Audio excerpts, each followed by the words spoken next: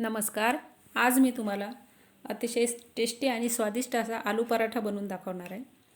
त्याच्यासाठी मी 5 इथे उकडलेले बटाटे घेतलेले. सोलून घ्यायचे बटाटे, थंड होऊन द्यायचे आणि किसून घ्यायचे सर्व बटाटे किंवा मॅश करून घ्यायचे. बटाटे किसून झालेले आहे. इथे मी पॅन गरम करायला ठेवला आहे. त्याच्यात 2 किंवा 3 चमचे तेल टाकायचे. तेल गरम होऊन द्यायचे.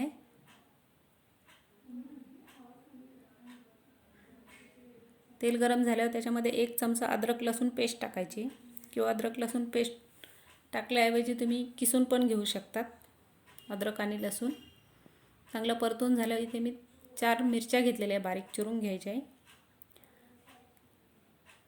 किंवा मिक्सरमधून पण तुम्ही जाडसर वाटून घेऊ शकतात. मिरच्या परतून झालेल्या आहे. चांगल्या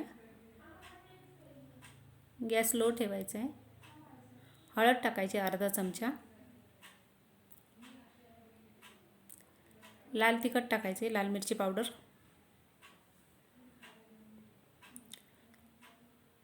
लाल मिरची पावडर नाही टाकली तरी चालते. त्याच्याऐवजी तुम्ही हिरव्या मिरच्यांचं प्रमाण कमी जास्त करू शकतात. मिरच्या चांगल्या परतून झाल्यावर तो मॅश केलेला बटाटा आहे तो टाकायचा आहे.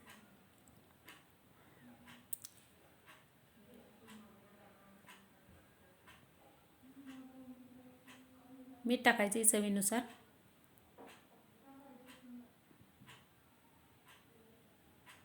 चाट मसाला टाकायचा अर्धा चमचा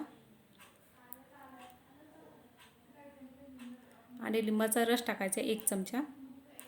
तुम्ही लिंबाच्या रसाऐवजी आमचूर पावडर पण टाकू शकतात. त्याने स्वाद चांगला येतो. कोथिंबीर टाकायची आणि सर्व मिक्स करून घ्यायचे 5 मिनिटं लो गॅसवर. झालेले आता काढून घ्यायचे आणि थंड होऊन द्यायचे आहे.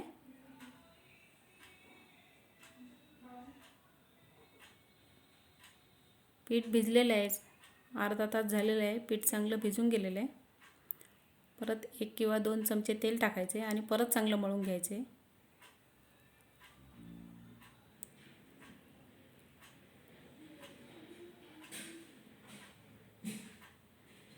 एक आपण पोळी लाटतो तेवढा गोळा घ्यायचा आहे.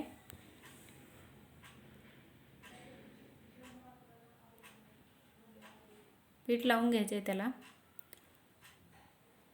हे पहा अशा प्रकारे खोलगट भाग करायचा आहे वाटीसारखा.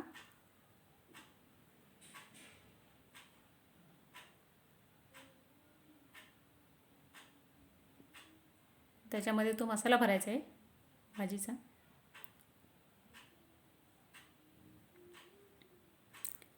सर्व बाजूनी वरती दाबत जायचे. हे पहा अशा प्रकारे दाबत जायचे आणि वरती पीठ निघतं ते काढून घ्यायचे किंवा दाबून द्यायचे त्याच्यावर आणि परत पिठामध्ये मिक्स करून घ्यायचे आणि वरच्या बाजूने असं दाबत फिरवायचे.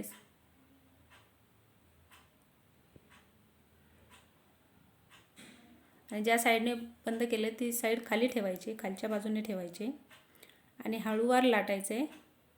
जास्त दाबून नाही लाटायचं आणि थोडा जाडसरच पराठा ठेवायचा आहे. पातळ नाही करायचं जास्त.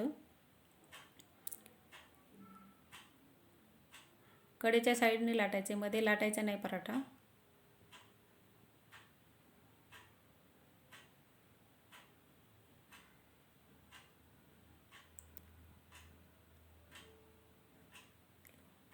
आलू पराठा लहान मुलांना खूप आवडतो.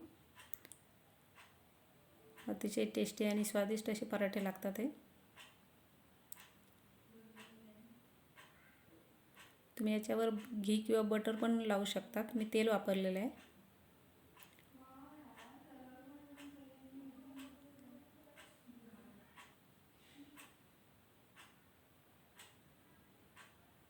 हे बघा छान फुगलेले आहे.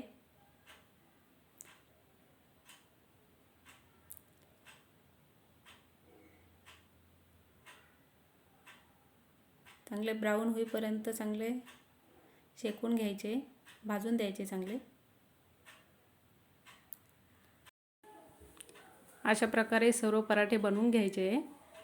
जर तुम्हाला ही रेसिपी आवडली तर जरूर मला कमेंट्समध्ये कळवा आणि माझ्या चॅनलला सबस्क्राईब करा।